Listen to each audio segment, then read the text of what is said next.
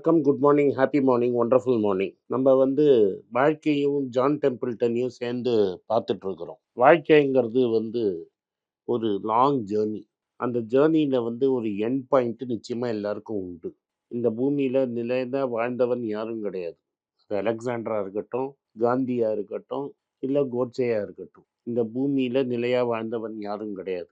இந்த பூமியில நம்ம என்னத்த செஞ்சோம் அப்படிங்கிறத தான் நம்ம பார்க்கணும். ஒரு பெரிய தத்துவ ஆளு சொல்லுவாரு. நம்ப பொறக்கறச்ச நம்ம அழறோம், உலகம் பார்த்து நம்மள சிரிக்கும். போறச்ச நம்ம சிரிக்கணும், உலகம் நம்மள பார்த்து அழணும். இதுதான் உங்களோட வாழ்க்கையின் நோக்கமா இருக்கணும். இந்த லாங் ஜேர்னில உங்களுக்கு பல சேலஞ்சஸ் வரும், பல கஷ்டங்கள் வரும். நம்ம எப்போதும் என்ன பண்ணுவோம்னா, சந்தோஷத்த தேடிட்டே இருப்போம். இந்த சந்தோஷங்கிறது எல்யூசிவ், என்னைக்காவது ஒரு நாளைக்கு தான் வரும். சோகங்கிறது எப்போதும் அப்படியே நிழல் மாரி வரும். நீங்க ரொம்ப சந்தோஷமா இருக்கிறச்ச கூட, எங்கேயோ ஒரு கார்னர்ல இந்த எக்ஸ்ட்ரா ஒரு லட்டு நம்மளுக்கு கிடைச்சா வாழ்க்கை இன்னும் சுவையா இருக்கும், அப்படின்னு ஒரு வருத்தம் நம்மளுக்கு இருக்கும். அது உங்களோட வர நிழல்.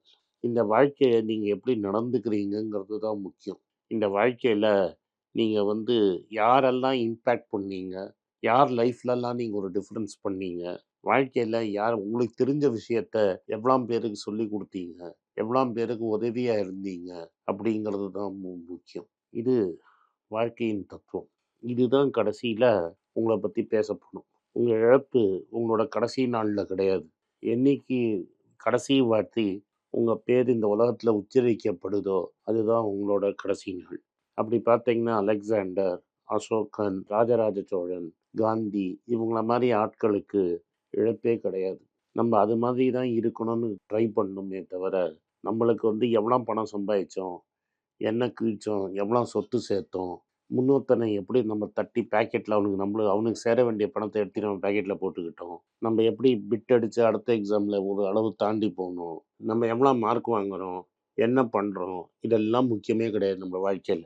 நம்ம வாழ்க்கையில எது முக்கியம்னா, நீங்க எவ்வளோ பேர இம்பேக்ட் பண்ணீங்க, எவ்வளோ ஸ்கில் கத்துக்கிட்டீங்க, இந்த ஜர்னி உங்க லைஃப்ல இந்த ஜர்னிய எப்படி ஹேண்டில் பண்ணீங்க, உங்க லைஃப்ல வந்த கட்டத்தெல்லாம் நீங்க எப்படி ஹேண்டில் பண்ணீங்க, நீங்க போறச்ச எப்படி உலகத்த விட்டு போறீங்க, அப்படிங்கிறது தான் முக்கியம். அதுதான் உங்களோட ரியல் ரிட்டர்ன். வாழ்க்கையில நான் எல்லாமே கிராப் பண்ணணும்னு நினைச்சீங்கன்னா, end of the day retirement ஆன அப்புறம் நீங்க யாருன்னு தெரியாது. சிவாஜி ஒரு படத்துல ஒரு பெரிய ஆபீசரா இருப்பாரு. ரிட்டயர் ஆன அப்புறம் எப்படி நடத்துவாங்கங்கிறது, படம் பேரு வியட்நாம் வீடுன்னு நினைக்கிறேன். அந்த வீடுல ரிட்டயருக்கு முன்னாடி அவர் எப்படி இருப்பாரு, ரிட்டயர்மெண்ட்டுக்கு அப்புறம் எப்படி இருப்பாருன்னு, அது எப்படி நடந்துக்கூடாதுங்கிறது வாழ்க்கையில ஒரு எக்ஸாம்பிள். ஏன்னா, மரியாதை உங்க சேருக்கு தான், உங்களுக்கு இல்ல. அதனால அந்த சேருக்கு வேணுங்கிற மரியாதைய சேரு சம்பாதிச்சுக்கும். அந்த சேருக்கு வர மரியாதை நம்ம மரியாதைன்னு நினைச்சு ஏமாந்தீங்கன்னா, உங்க வாழ்க்கை வீணா போயிடும். அதனால எப்போதும் தரையில நடக்க கத்துக்கங்க. கால் தரையில ஊனணும். நம்மளால மத்தவங்களுக்கு என்ன உதவி செய்ய முடியும்னு பார்க்கணும். நீங்க 10 பேருக்கு செஞ்சீங்கன்னா, உதவி உங்கள தானா தேடி வரும். அதனால அத மட்டும் பாருங்க. அண்ட் எப்படி நம்ம ஸ்கில்ல இம்ப்ரூவ் பண்ணிக்கலாம்? என்ன கத்துக்கலாம்? இவ்வளோ என்ன வயசானாலும் ஒரு சைல்ட் லைக் கியூரியாசிட்டி இருக்கணும். புதுசு புதுசா என்ன கத்துக்கணும்னு. சாக்ரட்டிஸ் கடைசி நிமிஷம் வரைக்கும் படிச்சுட்டு இருந்தான். அது மாதிரி அன்னைக்கு கடைசி நாள் வரைக்கும் நம்ம படிச்சு என்ன ஸ்கில் கத்துக்கலான்னு. முக்காவாசி பேர் நம்ம என்ன பண்றோம்னா, காலேஜ தாண்டி படிக்கிறதே கிடையாது. அங்கேயே தேங்கி போயிடுறோம். இந்த தேக்கம்ங்கிறதே உங்க வாழ்க்கையில உங்கள அப்படியே தண்ணி பாசி பிடிச்சிரும். நீங்க தண்ணி ஒரு ஆறுல அடிச்சுன்னு போச்சுன்னு வைங்க. தண்ணி கிளியரா இருக்கும். அழுக்கெல்லாம் அடிச்சுன்னு போயிடும். இதே ஒரு இடத்துல தண்ணிய தேக்கி வச்சீங்கன்னு வைங்க. அது பாசி, அழுக்கு எல்லாமே வரும். பாசி பிடிக்கும். தண்ணிய நீங்க கிளீன் பண்ணணும். ஒரு ஸ்விம்மிங் பூல கிளீன் பண்றதுங்கிறதே ஒரு பெரிய படலமா இருக்கும். ஓடுற ஆறோ, ஓடுற நதியோ நீங்க கிளீன் பண்ணணும்னு அவசியமே கிடையாது. அருவியா மேலேருந்து கொட்டும். அத நம்ம போய் கிளீன் பண்ண வேண்டாம். அந்த பாறைய போய் கிளீன்லாம் இல்ல. நேச்சரே கிளீன் பண்ணிடும். ஆனா ஒரு இடத்துல தேக்கி நிறுத்தி வச்சீங்கன்னா, கிளீனிங் பண்றதுங்கிறதே ஒரு ப்ராசஸ். அதனால வாழ்க்கையில நீங்க தேங்கிடாதீங்க. வாழ்க்கையில முன்னேறிட்டே போங்கங்கிறது என்னோட விஷயம். வாழ்க்கையில இந்த இதுவும் வெல்த் கிரியேஷன்ல இது ரொம்ப இம்பார்ட்டன்ட்டான விஷயம். இது நம்ப டெம்பிள்டன் சொல்லுது. ஒரு ஸ்டாக்க நீங்க குடுக்காத வரைக்கும் நீங்க ரிட்டர்ன் லாக் பண்ணல. இப்ப நான் ரூ. 70க்கு டாடா மோட்டார்ஸ் வாங்கினேன். அது ரூ. 1075 வரைக்கும் போச்சு. அன்னைக்கு நீங்க சந்தோஷப்பட்டுருப்பீங்க. அத விக்கல. அப்பன்னா எனக்கு ரூ. 1000 லாபம் கிடைக்கல. இன்னைக்கு அது ரூ. 750க்கு இறங்கிடுச்சு. அதனால எனக்கு ரூ. 675 லாபம் கிடையாது. அன்றைக்கி ரூ. 1000 நோஷனல் லாபம். இன்றைக்கி இதுவும் ஒரு நோஷனல் லாபம்.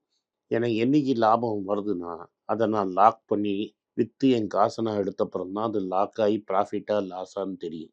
அதனால் ஸ்டாக் விலை ஏறினாலும் சந்தோஷப்பட வேண்டாம், இறங்கினாலும் நீங்கள் வருத்தப்பட வேண்டாம். அந்த பிஸ்னஸில் என்ன நடக்குதுன்னு உங்களுக்கு தெரிஞ்சுதுன்னா, அந்த ஸ்டாக்கை நீங்கள் மேலே ஏறுறதையும் பார்க்கலாம், கீழே விழுறதையும் பார்க்கலாம். எனக்கு ரூ. 1075 அந்த ஸ்டாக்கை கொடுக்க வேண்டாம். ஏன்னா எனக்கு வேல்யூ அது ரொம்ப கம்மியாக இருந்தது. 750 இன்னும் கொஞ்சம் கன்சிடர் பண்ணுவேன். ஏன்னா அது வந்து வேல்யூ இருக்குதுன்னு எனக்கு தோணுது. ஸோ நான் 1075க்கு ரொம்ப சந்தோஷமும் படலை, 750க்கு வருத்தமும் படலை. நான் எப்போ வருத்தப்படணும்னா, அதை விற்று நான் லாக் பண்ணிட்டேன். ஸோ மார்க்கெட் இன்னைக்கு சடனாக விழுந்துடுச்சுன்னா எல்லாரும் வருத்தப்படுவாங்க. என்ன வருத்தப்படுவாங்க? ஐயோ போச்சேன்னு. ஐயோ போகல, நீங்கள் விற்றீங்கன்னா தான் போச்சு. அன்னைக்கு பேனிக் ஆகாமல் விற்காமல் இருக்கிறதே ஒரு பெரிய ஸ்கில்லு. அதனால் ஃபஸ்ட்டு அது ஒன்று. 2வது, நீங்கள் வாங்கி நம்ம என்ன பண்ணுவோம், நான் இந்த விலைக்கு வாங்கினேன், இந்த விலைக்கு விற்றேன் அப்படிம்பாங்க. அது உங்கள் லாபம் கிடையாது. இந்த விலைக்கு வாங்கி இந்த விலைக்கு விற்றீங்கன்னா, அந்த லாபத்துக்கு நீங்கள் எய்தர் ஷார்ட் டேர்ம் கேபிட்டல் கெயின்ஸோ இல்லை ஒரு லாங் டேர்ம் கேபிட்டல் கெயின்ஸோ கட்டணும். அந்த அமௌண்ட் எவ்வளோங்கிறத நீங்கள் 1,00,000க்கு மேலே போச்சுன்னா இப்போ எதாக இருந்தாலும் கட்டணும். ஸோ நீங்கள் எவ்வளோ ஷார்ட் டேர்ம் கட்டுறீங்க, எவ்வளோ லாங் டேர்ம் கேபிட்டல் கெயின்ஸ் கட்டுறீங்கங்கிறது ஒரு பெரிய கணக்கு. 2வது, எவ்வளோ புரோக்கரேஜ் பே பண்ணுறீங்கங்கிறது ஒரு கணக்கு. ரியல் ரிட்டர்னுங்கிறது இந்த டேக்ஸும் இந்த புரோக்கரேஜ் சார்ஜும் போனப்புறம் வந்தது தான் ரியல் ரிட்டர்ன். நீங்கள் நிறைய பேர் வாங்கி விற்று ட்ரேடிங் பண்ணுவாங்க. ட்ரேடிங் பண்ணுறச்ச புரோக்கர் தான் பணக்காரனாவான், அம்மையார் தான் பணக்காரனாகும். ஏன்னா ஒரு வாட்டி வாங்க விற்கிறச்ச நம்ம ட்ரேடிங் டேக்ஸும் கட்டுறோம், எஸ்டிடின்னு ஒன்று கட்டுவீங்க. அதே சமயத்தில் புரோக்கருக்கும் ஃபீஸ் கட்டுவீங்க. அவங்க 2 பேரும் சந்தோஷப்படுவாங்க, உங்களுக்கு ரிட்டர்ன் போயிடும். ஸோ அட்ஜஸ்ட் பண்ணி பார்த்தீங்கன்னா ரிட்டர்ன் கம்மியாக இருக்கும். இன்னும் நீங்கள் தெளிவாக ரிட்டர்ன் புரிஞ்சுக்கணுன்னா, நீங்கள் வாங்கின டிவிடெண்டெல்லாம் சேர்க்கணும், அதை என்ன பண்ணீங்கன்னு பார்க்கணும், அதில் என்ன டேக்ஸ் கட்டியிருக்கீங்களோ அதை கழிக்கணும். அதுக்கப்புறமா நீங்கள் இன்ஃப்ளேஷன் எவ்வளோ, அது பணவீக்கம் எவ்வளோ போயிருக்குன்னு பார்க்கணும். அதெல்லாம் கம்பேர் பண்ணி பார்த்தீங்கன்னா தான் உங்களுக்கு ஆக்சுவல் ரிட்டர்ன் என்னன்னு தெரியும். அதனால் மோஸ்ட் இன்வெஸ்டர் நான் பார்த்த வரைக்கும் ரீட்டைல் இன்வெஸ்டரு டேக்ஸையும் பார்க்க மாட்டான், புரோக்கரேஜ் கட்டுறதை பார்க்க மாட்டான், ஹிடன் சார்ஜஸே கன்சிடர் பண்ண மாட்டான். இதெல்லாம் நான் பண்ணுமே, நான் இவ்வளோ ப்ராஃபிட்டுமா நிறைய பேர் சொல்லுவாங்க. அதே மாதிரி உனக்கு வரவில் டிவிடெண்ட் எவ்வளோ வந்ததுன்னு கூட கணக்கு பண்ண மாட்டான். அதனால் நீங்கள் சம்டைம்ஸ் குயிக்காக விற்றீங்கன்னா, ஏதோ ஒரு ரூ. 10 ஏறினோன்னு விற்றீங்கன்னா, அதில் எவ்வளோ ஷார்ட் டேர்ம் கேபிட்டல் கெயின்ஸ் கட்டுறீங்க, எவ்வளோ எஸ்டிடி கட்டுறீங்க, எவ்வளோ புரோக்கரேஜ் கட்டுறீங்க, இதெல்லாம் பார்க்கவே மாட்டீங்க. எஸ்பெஷலி நீங்கள் டெரிவேட்டிவ்ஸில் வாங்கி விற்கிறத இந்த ப்ராப்ளம் இன்னும் நிறைய வரும். 2, ரொம்ப நாளைக்கு நீங்கள் வச்சுக்க போகிறீங்கன்னா பணவீக்கத்தோட இம்பேக்டை நீங்கள் தெரியாமல் இன்வெஸ்டே பண்ண முடியாது. நம்ம இன்வெஸ்ட் பண்ணுறது, வெல்த் கிரியேட் பண்ணுறதே பணவீக்கத்தை பீட் பண்ணுறதுக்கு தான். அந்த பணவீக்கத்தை நீங்கள் கன்சிடர் பண்ணலைன்னா பெரிய விஷயமே கிடையாது. எப்போதுமே ஒன்று புரியுங்க, லென்த் ஆஃப் ரன்வே. எவ்வளோ நாள் நீங்கள் இன்வெஸ்டடாக இருக்கீங்களோ அவ்வளோ நாளைக்கு உங்கள் லாபம் பெட்டர்.